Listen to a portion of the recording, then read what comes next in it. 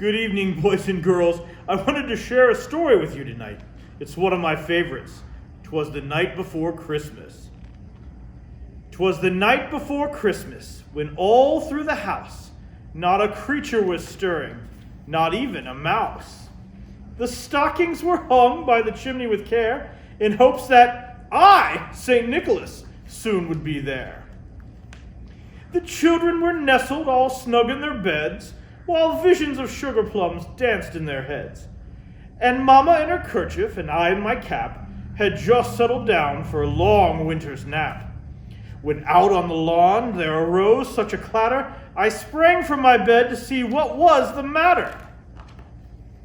Away to the window I flew like a flash, tore open the shutters and threw up the sash.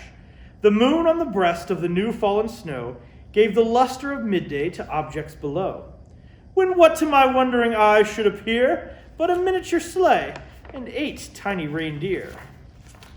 With a little old driver so lively and quick, I knew in a moment it must be St. Nick.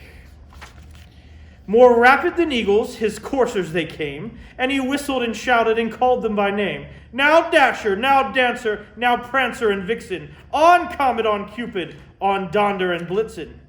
To the top of the porch, to the top of the wall, now dash away, dash away, dash away all. As dry leaves that before the wild hurricane fly, when they meet with an obstacle, mount to the sky. So up to the housetop the coursers they flew, with the sleigh full of toys and St. Nicholas too. And then in a twinkling I heard on the roof the prancing and pawing of each little hoof. As I drew in my head and was turning around, down the chimney St. Nicholas came with a bound. He was dressed all in fur from his head to his foot, and his clothes were all tarnished with ashes and soot. A bundle of toys he had flung on his back, and he looked like a peddler just opening his pack. His eyes, how they twinkled, his dimples, how merry, his cheeks were like roses, his nose like a cherry.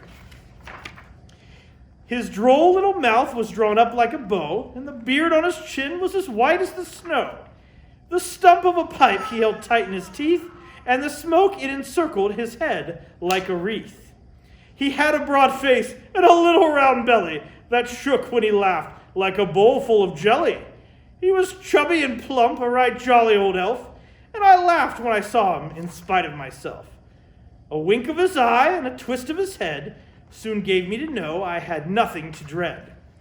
He spoke not a word, but went straight to his work, and filled all the stockings, then turned with a jerk, and laying his finger aside of his nose, and giving a nod, up the chimney he rose. He sprang to his sleigh, and to his team gave a whistle, and away they all flew like the down of a thistle. But I heard him exclaim, as he drove out of sight, "Merry Christmas to all, and to all a good night."